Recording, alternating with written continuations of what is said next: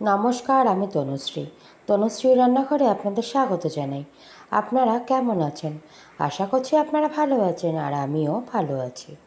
আজ মহালয়াতে দেবীপক্ষের সূচনা।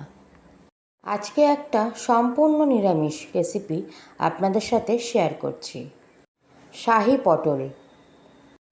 চলুন ঝটপট রেসিপিটা এবার শুরু করা যাক। প্রথমে পটলের খোসা ছাড়িয়ে নিয়েছি। খোসা ছাড়িয়ে গায়ে অসংখ্য দাগ দিয়ে নিয়েছি। গায়ে দাগ দেওয়ার কারণে ভাজাতে বা রান্নার সময় নুনটা ভালো ঢুকবে। পটল ভাজার জন্য পর্যাপ্ত পরিমাণে তেল দিতে হবে। আমি এখানে সর্ষের তেল ব্যবহার করেছি, আপনারা চাইলে রিফাইন তেলও ব্যবহার করতে পারেন।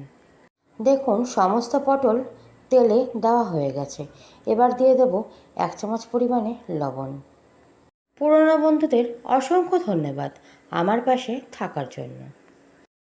আর নতুন বন্ধুরা যারা এখনও আমার চ্যানেলটাকে সাবস্ক্রাইব করেননি, তারা অবশ্যই আমার চ্যানেলটাকে সাবস্ক্রাইব করবেন আর পাশে থাকা বেল আইকনটা প্রেস করে দেবেন। কিছু মশলা বেটে নেব। নিয়েছি টমেটো, কাজু, চারমগজ। আমি এখানে প্যাকেটের নারকেল কোড়া ব্যবহার করেছি, আপনারা চাইলে কাঁচা নারকেল কোড়াও ব্যবহার করতে পারেন। নিয়ে নেব 3 থেকে 4 চামচ নারকেল কোড়া। আর নেব আদা, কাঁচা লঙ্কা। রেসিপিটা স্কিপ না করে পুরোটা দেখার অনুরোধ রইল। বন্ধুরা, আজকের রেসিপি যদি আপনাদের ভালো লাগে, লাইক করবেন, শেয়ার করবেন আর কমেন্ট তো অবশ্যই করবেন। কথা বলতে বলতে পটল হালকা ভাজা হয়ে গেছে। এবার দিয়ে দেব 1/2 চামচ পরিমাণে কালো জিরে ফোড়নের জন্য। এদিকে মশলারও সুন্দর একটা পেস্ট তৈরি হয়ে গেছে। এবার মশলার পেস্ট পটলের মধ্যে দিয়ে ভালো করে নাড়াচাড়া করে মিশিয়ে নিতে হবে। বন্ধুরা, এই রান্নায় কিন্তু একদমই হলুদ ব্যবহার করা যাবে না। এই পর্যায়ে 2টো এলাচ আমি ফাটিয়ে দিয়ে দিয়েছি।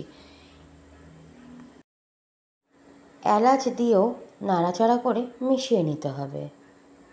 এবার দেব মিক্সির মশলা ধোয়া জলটা।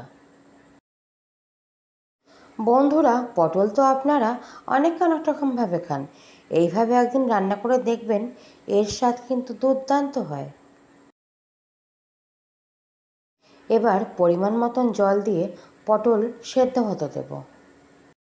1/2 চামচেরও কম লবণ আর দিয়ে দেব 1 চামচ চিনি। বন্ধুরা, নিরামিষ রান্না কিন্তু একটু মিষ্টি হলে মন্দ লাগে না। দেখুন, পটলটা সেদ্ধ হয়ে এসছে। দিয়ে দেব 1/2 চামচ ঘি। ঘি দিয়েও নাড়াচাড়া করে মিশিয়ে নিতে হবে। আজকের রেসিপি শাহী পটল তৈরি হয়ে গেছে। এবার পরিবেশন করে দেব।